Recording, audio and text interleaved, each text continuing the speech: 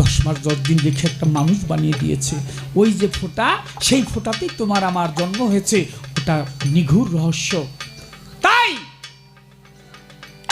খেলার নাম হলো 29, গুনতে গেলে 28। তোমার একটা বিষয় আছে এখানে, তোমার যদি কর্ম ভালো হয় তাহলে তোমার ম্যারিজ থাকবে। ম্যারিজ কি?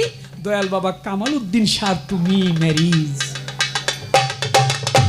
গুরু আর শিষ্য হলো ম্যারিজ। কোন ব্যক্তি যদি ম্যারিজ নিয়ে খেলতে থাকে তাহলে খেলায় যত ডাকবে সেই খেলায় সে জিততে পারবে।